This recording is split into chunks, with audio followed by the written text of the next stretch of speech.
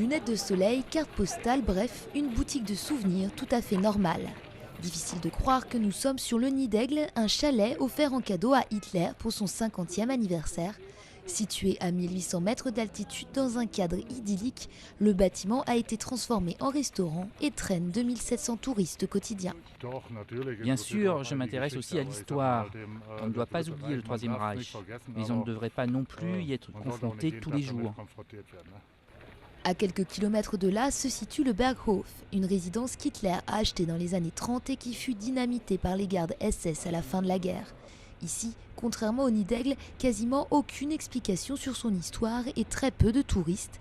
Deux emblèmes du nazisme, de gestion, qui illustrent les difficultés de l'Allemagne à gérer son passé nazi. Je pense que le plus important, c'est que chaque touriste qui vient ici ait la possibilité d'obtenir des informations. Il doit y avoir une description neutre et objective disponible. Un centre de documentation a donc été créé entre les deux sites. Photos, rappels historiques et visite d'un bunker pour éviter aux touristes toute fascination morbide.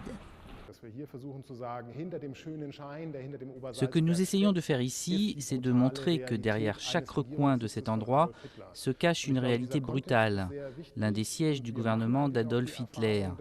C'est très important de parler de ce contexte, et nous essayons de rendre cela intéressant même pour les gens qui ne le connaissent pas.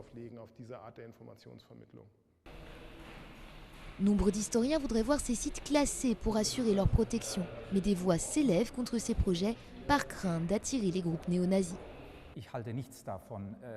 Attribuer un statut culturel particulier à tous ces sites de ruines nazies servirait seulement à encourager la mise en place d'une sorte de sentier de randonnée du national-socialisme dans la montagne. Doit-on détruire ou conserver tout ce qui touche à Hitler ? Le lieu peut-il figurer sur des itinéraires touristiques ?